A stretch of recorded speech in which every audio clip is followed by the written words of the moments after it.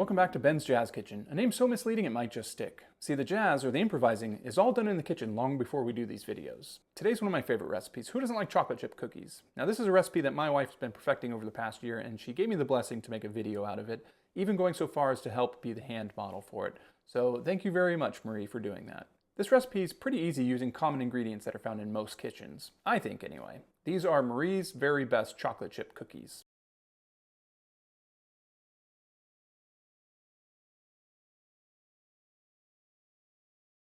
So here's what you're going to need to make 9 of Marie's very best chocolate chip cookies. She's very strict about the quantities here, so pay attention. 90 grams of all-purpose flour. She uses enriched bleached for this recipe to have a softer cookie that's not overly chewy. 62 grams of light brown sugar, 26 grams of granulated sugar, a quarter teaspoon of baking soda, a half teaspoon of pure vanilla extract, 56 grams of salted melted butter. She recommends using something with at least 75 milligrams of sodium per serving, but no more than 125 grams. Kerrygold salted butter is what we're using here. The yolk of 1 large egg, 150 grams of semi-sweet chocolate chips, and some flake salt for topping the cookies when they come out of the oven.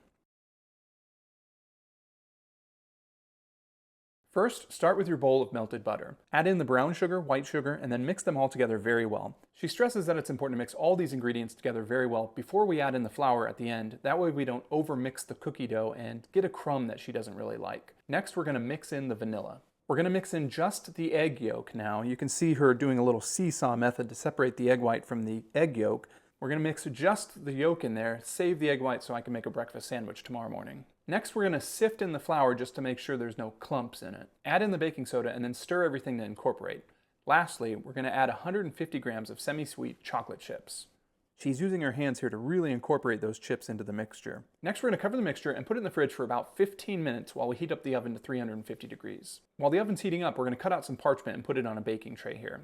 After 15 minutes, pull the mixture out and roll up 9 cookie balls, each weighing about 45 grams or so.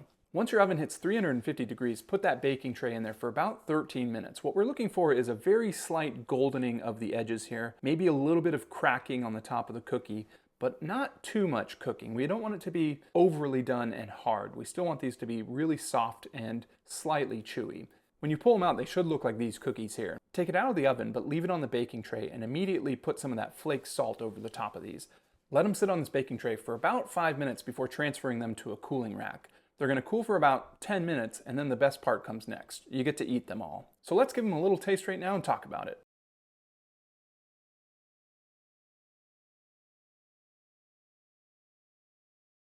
Tell me that is not the perfect looking cookie. Check out the bottom of this thing. That's exactly how the bottom of a cookie should look when it's done. Look at that soft inside there. I mean, if you love chocolate, I don't think you're going to mind getting a little bit on your fingers there.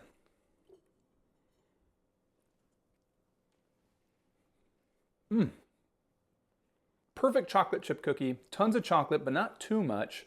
Tons of that really nice brown sugary dough, but again, not too much. It's just a perfect blend. When you pull these out of the oven at just the right time, you get that really crispy layer where it's been in contact with the baking tray, and then also on the top side where it's been in the open oven. But as soon as you crack it open, it's got that gooey, chocolatey chip. Not too much salt in the recipe other than what's in the butter. But that little sprinkling on top makes these things really pop out. It's just such a great taste. That's why I begged her to do these for this channel, and thankfully she agreed to do it. And now I know how to do it. Anyway, that's the recipe today. Marie's very best chocolate chip cookies. Give them a try and let us know what you think about them.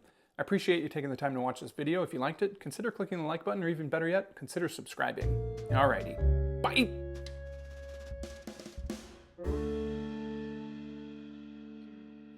Hey, can you do me a favor and turn the camera off?